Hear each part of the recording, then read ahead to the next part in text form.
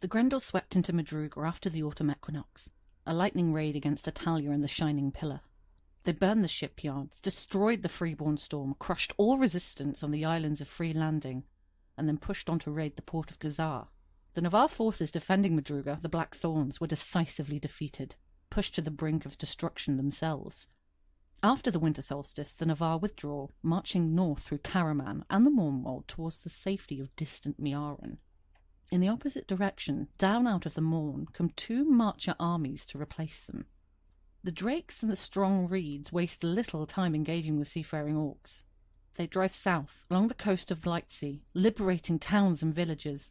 There's some fierce fighting at Khazar, but it only lasts a handful of hours before the raiding pirates board their ships and flee back across the straits to Italia. The invading orcs are nothing like the disciplined forces that have come to drive them out. The marchers are methodical, marshalling their resources to ensure the fewest Imperial lives are lost. 7,500 soldiers against at most a few hundred raiders.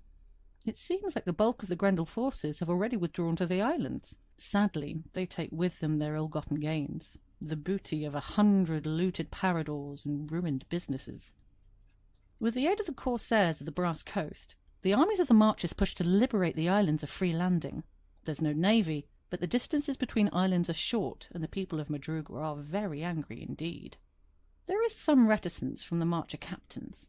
In the end, they are forced to admit that they either risk the sea or leave the Grendel in control of the islands. Some, of course, are more eager than others.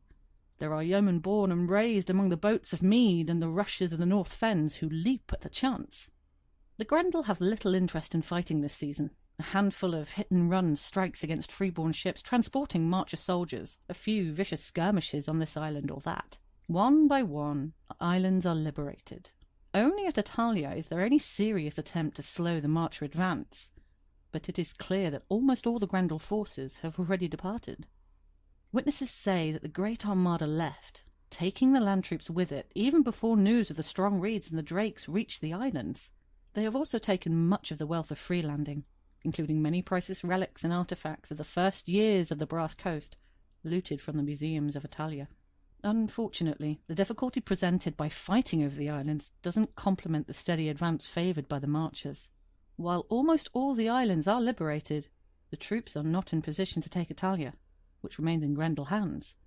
Several of the smaller islands are still occupied by Grendel forces, but they are opportunists, pirates, thieves, not soldiers.